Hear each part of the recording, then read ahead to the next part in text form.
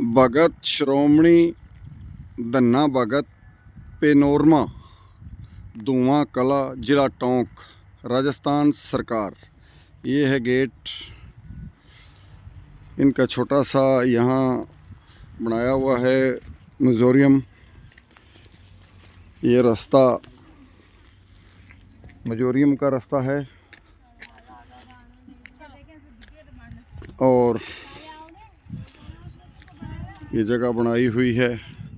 देखिए ज़मीन काफ़ी है इसकी, लेकिन ये जो इनकी संस्था है, जो इनका सभा है, उसके अंडर में है सारी। गुरुद्वारे वालों ने तो गुरुद्वारा बनाया हुआ है, लंगर हॉल है, दीवान हॉल है। इनने तो जितनी भी ज़मीन है वो मोल ली है और मोल लेके ये सब बनाया हुआ है। ये हैं हमारी सारी टीम, शेर सिंह चीमा, नवाब सिंह चीमा, मलकियत सिंह संधू, लखविंदर सिंह बाड़िया रजौन। ये हैं हमारे आदरणीय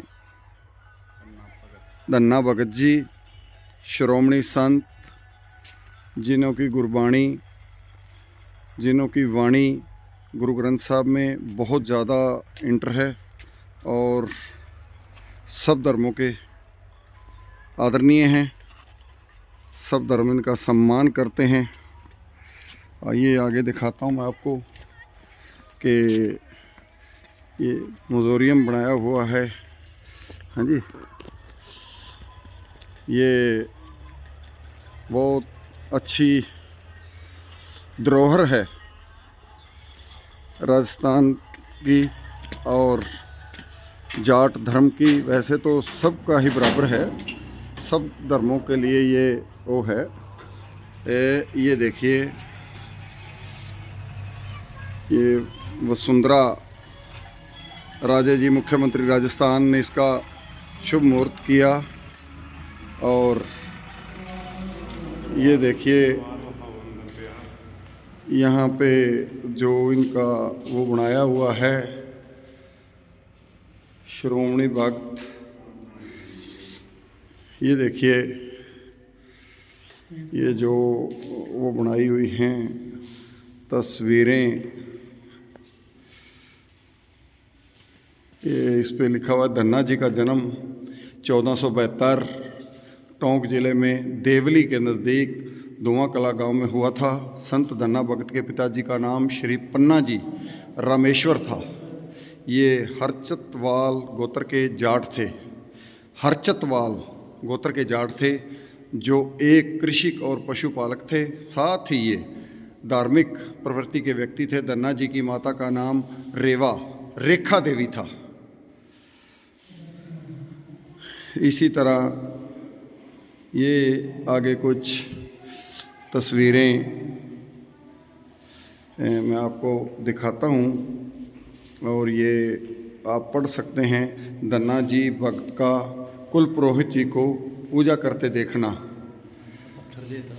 ये आगे जहाँ पर धन्ना भगत जी को पंडित जी ने वो सालाग्राम पत्थर दिया था, उसकी ये वो है जहाँ पर धन्ना भगत ने भगवान को पाया और दर्शन किए।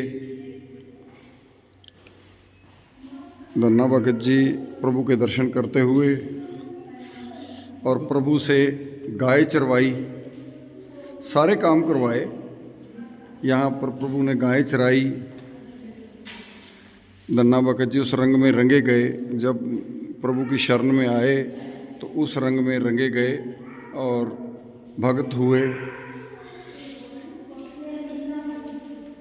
जहाँ पंडित जी ने कहा कि मेरे को भी दर्शन करवाए जाएं, और फिर धन्ना भक्त ने पंडित जी को भी दर्शन करवाए अपनी रिक्वेस्ट पे।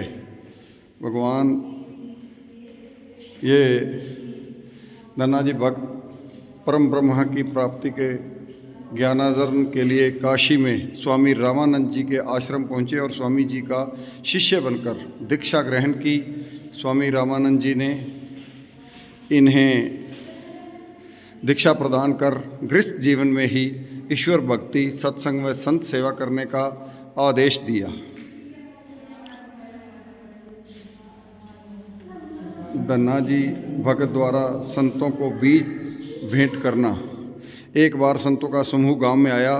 धन्ना जी भगत खेत में बीज बोने जा रहे थे। संतों को भूखा जानकर धन्ना जी ने बीज का सारा अनाज संतों में बांट दिया। ये यहाँ पर धन्ना जी भगत द्वारा बिना बीज खेत जोतना, बिना बीज के ही बीज को संतों में बांटने के बाद धन्ना जी भगत ने बिना बीज के ही खाली हल चला दिया। भगवत कृपा से 5वें दिन खेत में फसल उगना आरंभ हो गई। धन्ना जी के खेत में पड़ोसियों के खेत से सवाया अनाज उत्पन्न हुआ। धन्ना जी भगत का संतों को अनाज बांटना। तुम्बों में अनाज ही अनाज। लोक मान्यता अनुसार एक बार धन्ना जी भगत के खेत में बिना बीज बोए ही तुम्बे उगने लगे। तुम्बों के एक पक कर तैयार होने पर धन्ना जी ने एक तुम्बे को तोड़कर उसका मुंह बनाया तो उसमें अनाज भरा हुआ निकला। धन्ना जी ने खेत में एक एक तुम्बे को देखा तो सभी में अन्न भरा हुआ मिला। इन तुम्बों को बैलगाड़ी में भरकर ठाकुर साहब के पास दरबार में पहुँचे। तुम्बों में हीरे मोती। लोक मान्यता अनुसार पके हुए तुम्बों को लेकर धन्ना जी भगत ठाकुर साहब के पास दरबार में पहुँचे एवं तुम्बे भेंट किए। ठाकुर साहब द्वारा तुम्बे का मुंह तोड़कर देखने पर वे आश्चर्यचकित रह गए कि उनमें हीरे मोती भरे हुए थे। ठाकुर साहब ने धन्ना जी को कहा कि ये सब भगवत कृपा का फल है। इन सब तुम्बों पर आपका ही अधिकार है। मोती तालाब खुदवाना। ठाकुर साहब ने तुम्बों में हीरे मोती देखकर धन्ना जी भक्त का बड़ा आदर सत्कार किया एवं धन्ना जी के हाथों में से ही मोती तालाब खुदवाने का श्री गणेश किया। धन्ना जी भक्त व उनके गुरु भाई। ये धन्ना भगत जी का इतिहास जो हमने यहाँ पर देखा और पढ़ा, ये आपके समक्ष हम रख रहे हैं। उम्मीद करते हैं कि सारे साथियों को ये चीज़ अच्छी लगेगी। धन्ना कहे हर धर्म बिन, पंडित रहे अजान, अन बाह्यो ही निपजय, बूझो जाट किसान। राघवानंद स्वे, ये संस्कृत है, मुझे कम आती है, पढ़ के कोई गलती करूँगा, इससे अच्छा है कि मैं छोड़ रहा हूँ। धन्ना धन नहीं राचिए, ना रचिए संसार, पग बेड़ी गल रासड़ी, यूं ही गए आसार। धन्नो कहे ते गिग नरा, धन देखिया गरवाहें, धन तरवर का पानड़ा, लागे अर अड जाहें। ये एक बहुत अच्छी धन्ना भगत जी की धरोहर। मैं कुछ और दर्शन करवाता हूँ आपको। यहाँ जो गुरु साहिबान, सिख धर्म के गुरु नानक देव जी महाराज, गुरु अंगद देव जी महाराज, गुरु अमरदास जी महाराज, गुरु रामदास जी महाराज, 5वें गुरु गुरु अर्जन देव जी महाराज, जिन्होंने गुरबाणी का उच्चारण एक ओंकार से स्टार्ट किया। 6ठे गुरु श्री गुरु हरगोबिंद सिंह जी, 7वें गुरु गुरु हरराय साहिब जी, 8वें गुरु गुरु हरकृष्ण साहिब जी, 9वें गुरु गुरु तेग बहादुर हिंद की चादर, जिन्होंने हिंदू धर्म के लिए बहुत बड़ा बलिदान दिया और आज हम इन्हीं की कृपा से जिंदा हैं और आज हिंदुस्तान है। अगर गुरु तेग बहादुर उस टाइम कुर्बानी ना देते तो शायद इस देश का नक्शा कुछ और होता। ये हैं धन धन श्री गुरु गोविंद सिंह जी महाराज।